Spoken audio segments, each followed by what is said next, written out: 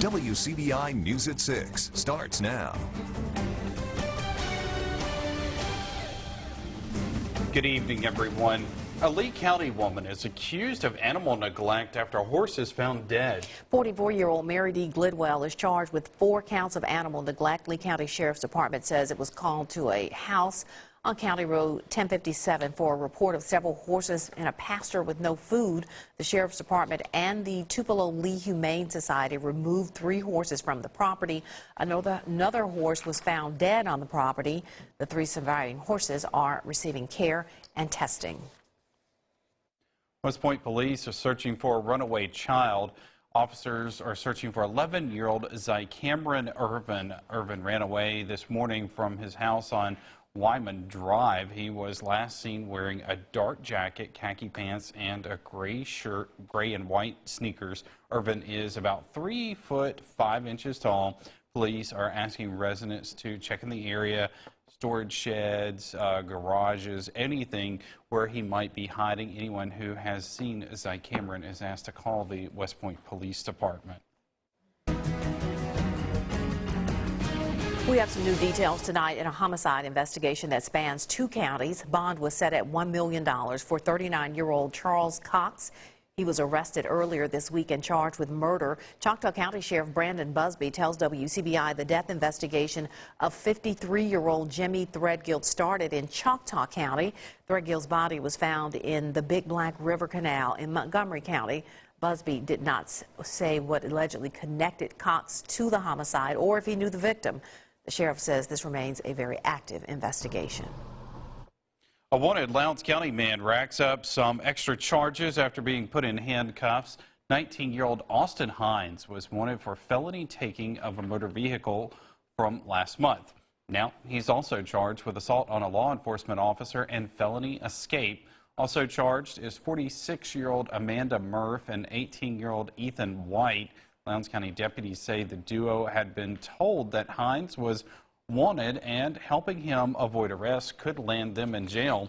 They're each facing a hindering prosecution charge. Investigators got a tip that Hines was staying on Grace Drive, where White lives. Murph and White are accused of hiding Hines in a closet when deputies arrived this morning. Once in handcuffs, law enforcement say Hines kicked a deputy while being taken to a patrol car.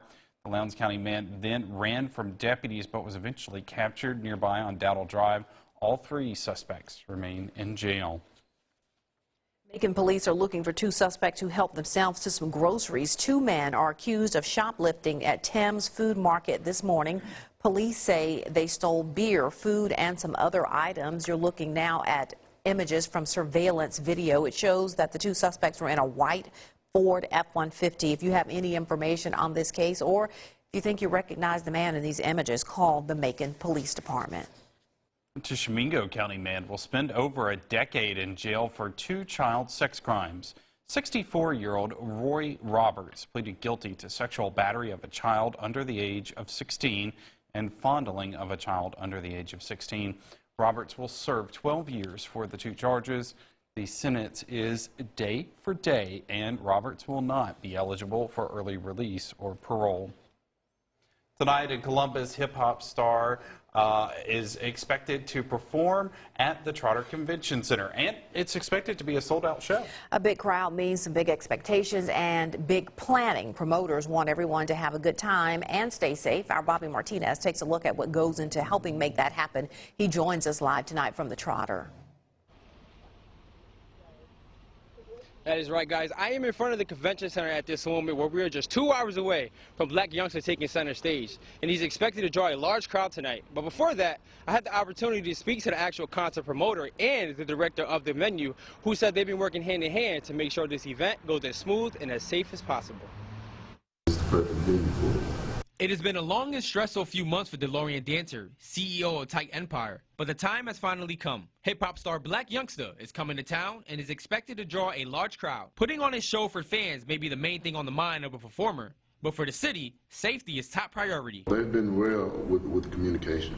They basically, when I met, gave me basic guidelines that I need to follow as far as the venue, as far as what the city expects from this event, to keep everybody safe and make sure everybody goes home happy and have a good night. Regina Bonner, director of the Charter Convention Center, says not only does the Columbus Police Department patrol these events, but she also tells the promoters to bring their own security as well. So in turn, that makes it double security. They have their security, and the city of Columbus, of course, have our own police there. Communication from the moment a promoter pitches an idea to the end of the event also helps build successful events. We do sit down in my office and we talk about, the rules and the guidelines of the city of Columbus. All of those rules are in the rental agreement, so they will know before signing the agreement what is expected of them. And at the end of the day, Dancer is hoping he can deliver something very special to his hometown. What it is just trying to do something to give back to the community, try to give where people can come enjoy themselves and have a good time, seeing people that they don't normally see every day. Bonner also says the convention center is also a great venue to host family gatherings, weddings, and much more. Live in Columbus, Bobby Martinez, WCBI News. One person is killed in an apparent tornado near Demopolis, Alabama. Marengo County EMA tells media outlets that another person was injured after 2 mobile homes were destroyed. The deadly storm hit an area south of Demopolis on Highway 43. The National Weather Service confirmed a tornado path in Shelby County, also near Birmingham. All severe weather scattering debris across Clark County, and it left some residents there without power. An initial assessment by the Mississippi Emergency Management Agency says that 25 homes were damaged in Clark County last night. 15 roads are closed in the county. There were also nearly 1,000 power outages there. Enterprise School District was closed today. MEMA teams are also on the ground in Atala, Holmes, Yazoo, Jasper, Lauderdale, Smith, and Simpson counties. And now we are on the cold side of that system, and look at these temperatures ranging from the mid-30s in Oxford to the low 40s in Columbus and West Point. So it is much colder now than it was 24 hours ago, about 10 to 30 degrees colder versus this time yesterday. And we have some showers beginning to develop, and some mist and some drizzle out there. It's a bit of a gray and gloomy night. Temperatures will continue to cool down into the mid to low 30s for all of us later on tonight. We may actually see a few wet snowflakes mix on in later this evening and tonight. No impacts expected here. Tomorrow, another cool day for us, a mix of clouds and sunshine, upper 40s. Can't rule out a late day shower. And as we go into the weekend, things look relatively dry, but more rain looms for next week. We'll have that full 7-day forecast coming up. A new era begins tomorrow in Amory. For a century, that town has been dry, but starting tomorrow, alcohol will be on the shelves. Our Stephanie Poole goes behind the scenes at a store and talks to residents as they get ready for the change. She joins us live in the studio with more. Stephanie? Yes, the day has finally come to stock the shelves, and it's stirring up a lot of excitement for restaurants, businesses, and residents. On Friday, stores in Amory will have one new item for sale: alcohol. And resident Neil Pringle already has one beverage in mind. Make a little more trouble. Pringle says he's been waiting for this day. He will drive to Nettleton, Tennessee, or even Alabama. Now he and his money are sticking closer to home. No, I was traveling sometimes 70-something miles. Now I don't have to travel so far to go get my lottery tickets, a beer, or whatever. Convenience stores are gearing up for the big day, too. This Chevron gas station is making major changes to stock the new merchandise. He's going to have a walk-in beer cooler, so he's going to have the cases inside there, also going to have some six-packs, stuff like that. So we're trying to get ready for it. It's been a work in progress. He's had to tear out the whole kitchen part to add in the beer cooler, so it's been a lot of work. Lainey Richardson believes the addition of alcohol will mean more foot traffic for her store. We're going to be really busy. With the lottery, it's already been busy, so it's going to really pick up now. Some Amory residents like Angelia Cockrell are looking forward to the business opportunity it'll bring to the city. Middle class and the poor people can start making a little bit more money themselves. I think the revenue would be a lot better for them. You know, for the small people in this town, they'll be able to make a little bit more money. I'd rather spend my money here than go somewhere else and spend it. For more information on sales and hours of operation, you can check our website, wcbi.com. Some area educators are giving one of their own top marks. When we find out who's moving to the head of the class when we come back. You're watching WCBI News at 6 with Andrea Self. and Joey Barnes. A Chickasaw County educator gets a top honor from her colleagues. Susan Aycock was named Teacher of the Year for the Okolona Municipal School District. The science teacher says she was shocked when she learned her fellow teachers had chosen her for the honor. Aycock came to the district in 2011 during really a tumultuous time. The district had been taken over by the state after being designated a failing school district. Well, she was tasked with revamping the science program there and redesigning the outdated physics and chemistry lab. Last year, the district barely missed that B ranking. Aycock says she had some goals moving forward. Doing the same things we've been doing, getting good programs for the kids, starting to do more labs and more hands-on and more fun things for the kids. We've really concentrated on getting these test scores up. And now that they're up, we can start doing some fun things that kids like to do. Aycock credits her success to the administration, fellow teachers and students. The district is no longer under state control. A new superintendent was hired last year. All right. We didn't get to spend any quality time last night during the 6 o'clock hour. I preempted you for some reason. Yes, you did. I didn't really want to, though, but we had to because we had Yes. some active weather in the region. Look at these tornado reports over the last 36 hours. A cluster over here in the Carolinas today. Yesterday, we certainly know we had our storms here. Now, just to our south is where things were very active. So we dodged most of that bullet yesterday, but tonight, if you can believe it, we may see a few snowflakes out there. More rain showers possible in the forecast here. A little bit warmer on Sunday. We'll have that full forecast next. Your WCBI First Alert AccuWeather forecast with Chief Meteorologist Keith Gibson. Much colder weather out there today. We have the overcast conditions, and this is how it looked in Louisville, Mississippi. Cloudy all day long. A bit breezy, too. Some mist, some drizzle. Not really the best of days, but hey, it is still winter. It's still February. It's supposed to be gloomy at times. Now we have some mist. We have some drizzle out there. Temperatures in the mid-30s to low 40s out there. A bit of a gloomy evening developing. Some showers intensifying down here near the Jackson area. These will be pivoting back here into northeastern Mississippi, so a good chance for some showers here this evening. And we may actually see a little bit of snow shower activity mix in with the rain tonight on a limited basis here. No impacts expected. But let me show you that with Futurecast. We have some showers developing. This little disturbance will zoom on through here tonight. And you can see in some spots you may see a couple of snowflakes mixed on in with the mist and the drizzle and the light rain. All of this will wind down later this evening and tonight. And the clouds may be difficult to budge first thing in the morning, but we should start to see gradual clearing at some point during the morning hours and have a mix of sun and clouds on our Friday. Now, the best chance for any accumulation here, if you can call it that, across northern reaches of our coverage area, really more so up in the Tennessee. No impacts expected. The ground surface temperatures are too warm, and we will stay above freezing tonight. But you can see a little swirl in the clouds here in Arkansas, and this thing is quickly moving through the region, so that will give us the moisture tonight. The back edge of the clouds are back here near Shreveport, and we should see a little bit more sunshine tomorrow. So down into the low 30s tonight, scattered showers, a few flakes possible too. No issues, as we just mentioned. Winds from the west and northwest at about 5 to 15 miles per hour. And let's talk about the forecast going forward into the day tomorrow. A bit of a cloudy start, but I do think we'll see a fair amount of sunshine mixed in with some clouds, upper 40s to around 50 degrees here on the old map. Perhaps a little bit cooler in the far north, a little bit warmer down to the southwest of Columbus.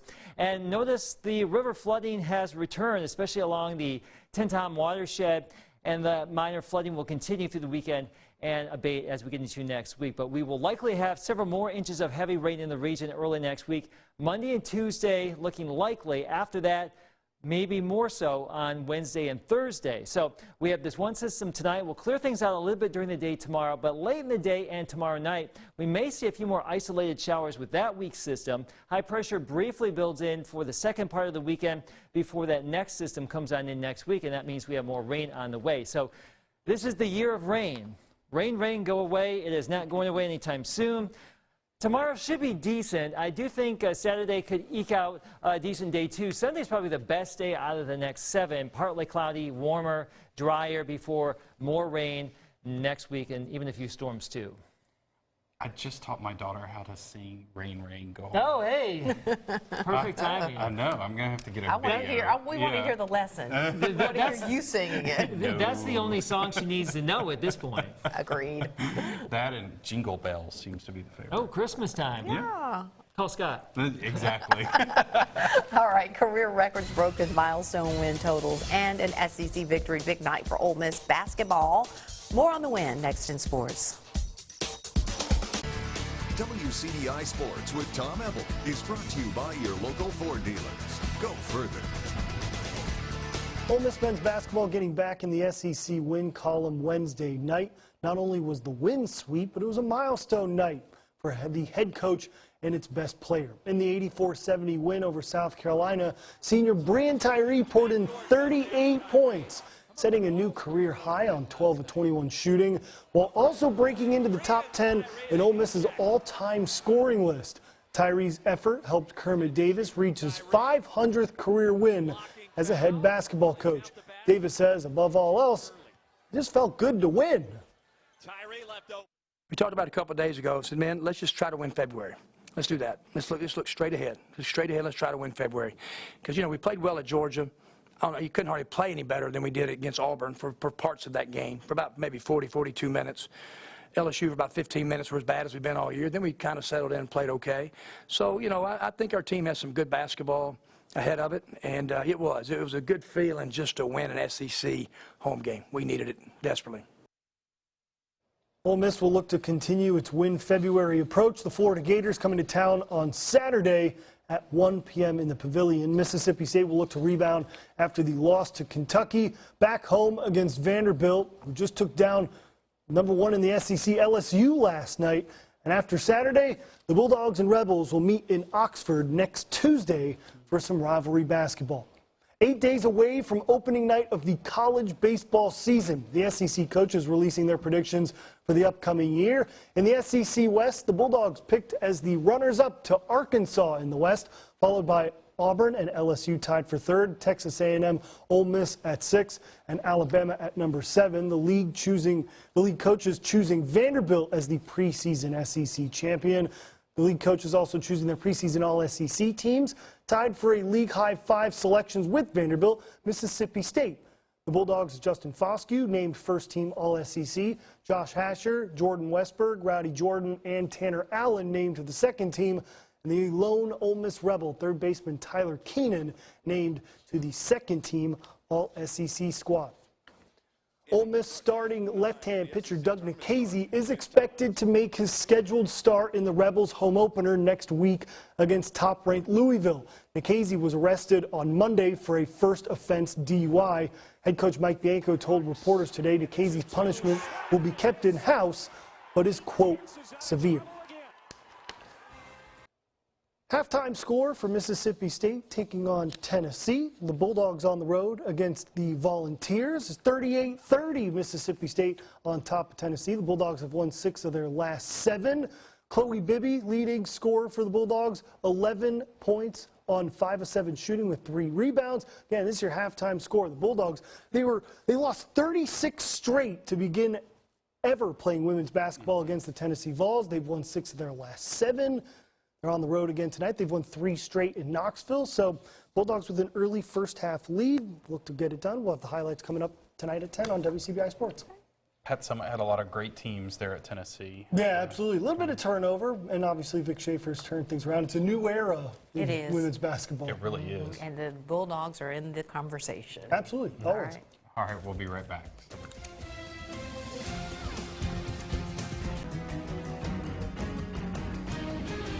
Now an update to a story we brought you at the top of the show. 11-year-old Zy Cameron Irvin has been found and is safe. He's returned home and is with his parents now. So good news there. Yes, indeed. And a quick programming note for you. Today's episode of The Young and the Restless that was preempted during the president's address will air in its entirety at 1 a.m. So set your DVRs so you don't miss a minute of the riveting I'm action staying up. of the YNR. Last night I was up to about 2:30 in the morning watching the radar. Tonight I'll be up until 1:30 watching YNR. There you go. All right, so tomorrow things will be improving. The weekend's looking okay at this point. More rain next week. All right, let me know what Victor has to say about all of Okay. it. That's what everybody wants to know, right? Exactly, for sure. All right. Thanks so much for joining us, everybody. Have a great night.